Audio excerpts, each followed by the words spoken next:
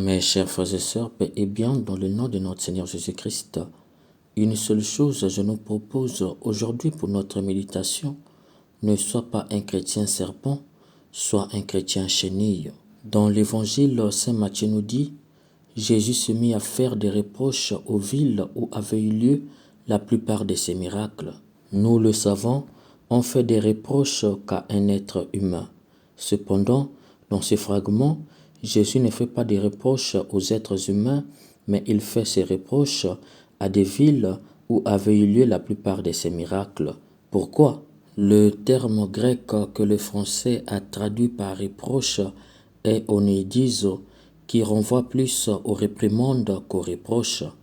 De fait, Jésus réprimande ces villes. S'il réprimande les villes plutôt que les habitants des villes, c'est parce qu'il pointe du doigt un certain comportement de ces villes. Ce comportement est appelé symbole. Voyons cela de près. Jésus poursuit. Malheureuse es-tu Chorazine, malheureuse es-tu Bethsaïde, car si les miracles qui ont eu lieu chez vous avaient eu lieu à Tyr et à Sidon, ces villes, autrefois, se seraient converties sous le sac et le cendre. Dans ce fragment, Jésus fait une étude comparative entre deux villes juives et deux villes païennes. En effet, la ville de Chorazine que saint Matthieu mentionne dans cet évangile, d'après les découvertes archéologiques, est une ville qui est née au 1er siècle après Jésus-Christ, ce qui contredit les reproches de Jésus sur cette ville puisqu'elle n'existait pas. D'ailleurs, les miracles qui se sont produits à Chorazine ne sont pas mentionnés dans les évangiles. Nous avons donc un repère géographique douteux. Par contre, la ville de Bethsaïde est bien une ville qui a existé au temps de Jésus. Elle a beaucoup reçu de Jésus. D'elle, Jésus a choisi 5 de ses apôtres, Simon-Pierre, André, Jacques, Jean et Philippe, qui sont les natifs de Bethsaïde. C'est dans cette ville que Jésus a guéri un aveugle de Bethsaïde, Marc 8, le verset 22 à 25.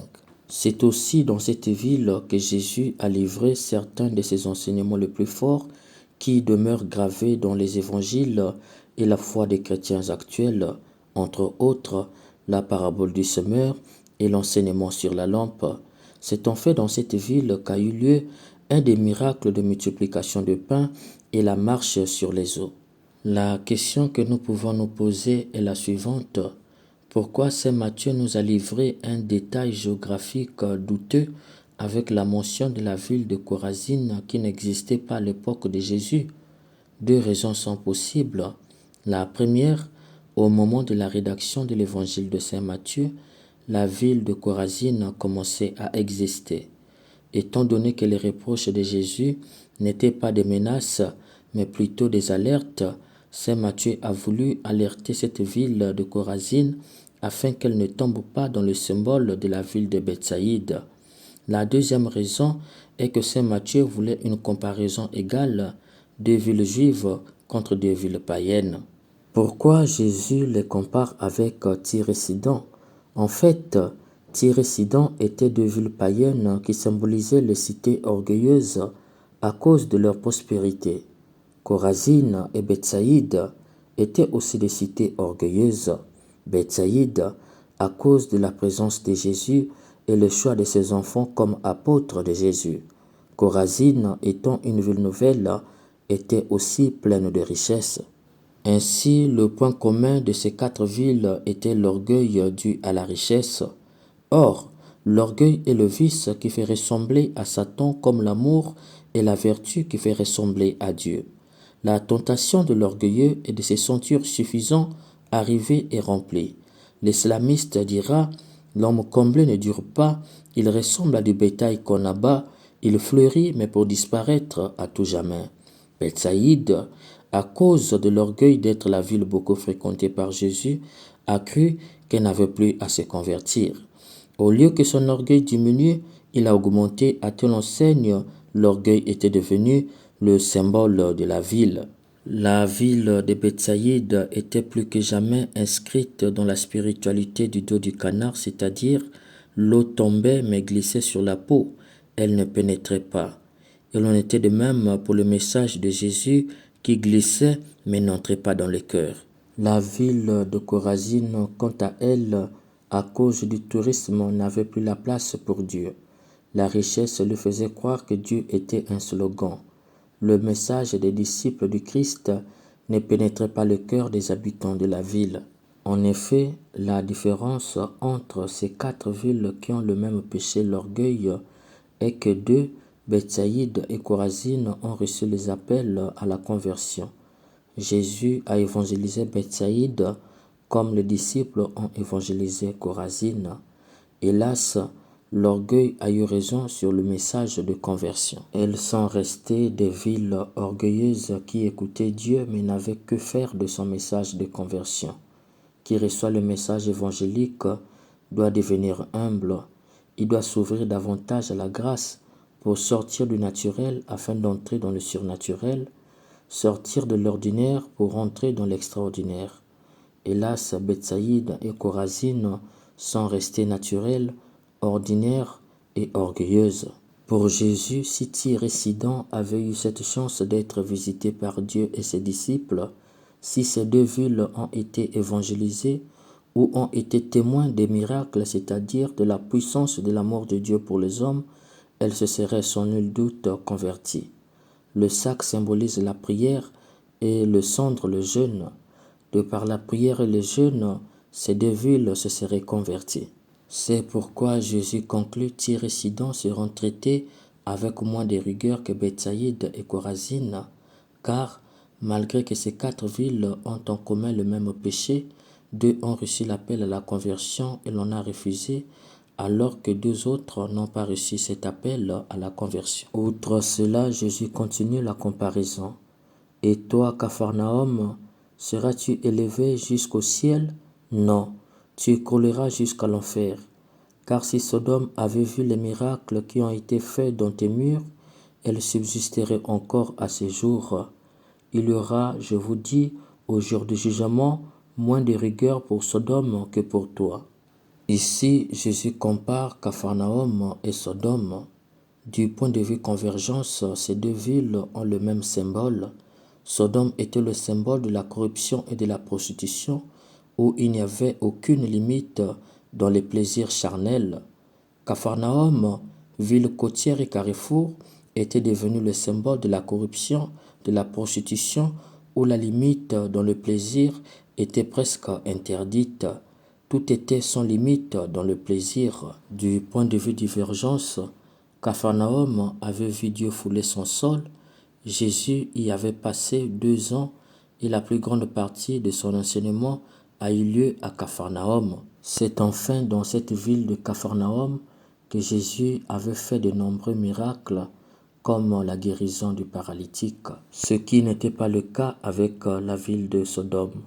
Dommage, cela n'avait pas suffi pour changer le symbole de la ville de Capharnaüm. La corruption et la prostitution sont restés le symbole et la réputation même de la ville. Pour Jésus, si Sodome avait eu la chance de Capharnaüm, le symbole de la ville, corruption et prostitution sans limite au plaisir, devrait s'arrêter. Les habitants se seraient convertis. C'est pourquoi Jésus conclut, il y aura moins de rigueur au jour du jugement pour Sodome que pour Capharnaüm, malgré que les deux villes ont eu le même symbole de péché.